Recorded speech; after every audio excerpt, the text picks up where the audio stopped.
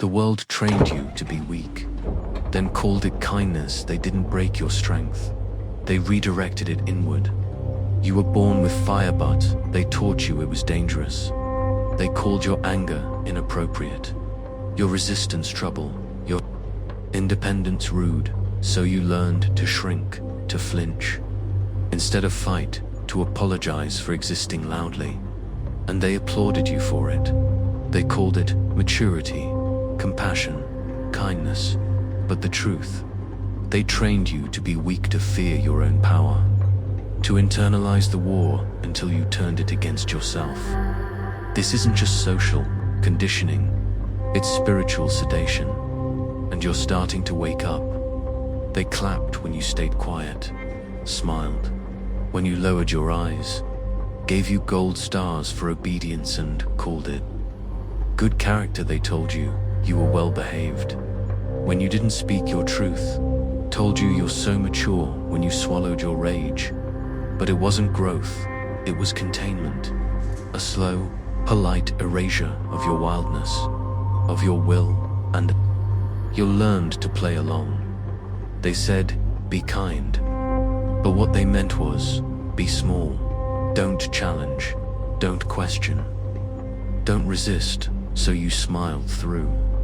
Disrespect forgave before they even apologized, made excuses for cruelty and called it understanding. But kindness without boundaries isn't noble. It's self-destruction dressed in virtue.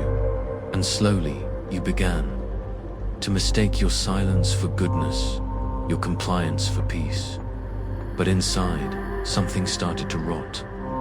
One day, the kindness feels heavy, performative, hollow. You say yes and feel it burn in your chest. You start to wonder, woe taught you that love means self-erasure, that being good means being harmless.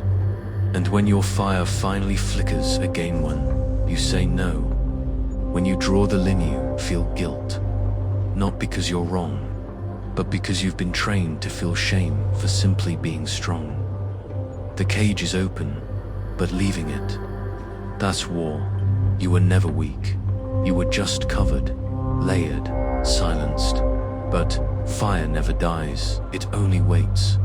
Beneath every swallowed scream, every forced apology, every moment you chose peace over self-respect was there, simmering now. It stirs, not as rage, but as remembrance.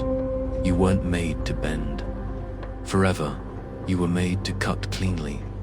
They warned you about being too much, too intense, too honest, too direct. So you dulled yourself not to be kind, but to be accepted. But now you realize your edge was never cruelty, was clarity, your ability to walk away, to speak the thing no one else would, to stop bleeding for people who never brought bandages. That's not selfish, that's sane. And the blade they made you, the part of you that could have saved you, you no longer flinch when they frown. You no longer explain your silence. You no longer bleed just to keep the peace. Because now you remember who you were before they trained you to fear yourself. Your words are sharper. Your time is sacred. Your boundaries are no longer up for negotiation. This isn't revenge. It's return. 2.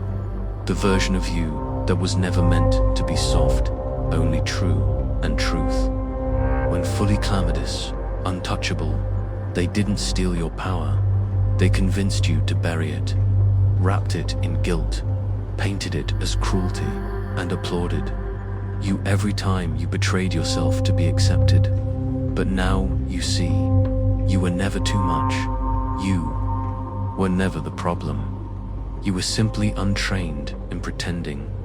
Now you walk differently, not louder, not harder, just cleaner, with fewer apologies, fewer explanations, and a gaze that says, I remember. Let them call it cold. Let them call it selfish. That's just what they call anyone who refuses to be controlled. Because real kindness doesn't come from obedience, it comes from truth. and why you are finally true again. If this stirred something buried, if it felt like your own silence being spoken aloud, then you already know. You were never meant to stay caged. Here, at Depth and Dagger, we don't whisper soft lies. We speak the sharp truth, and we walk with those who are ready to remember. Subscribe, reflect, return, and as always, stay awake, stay sharp, stay you.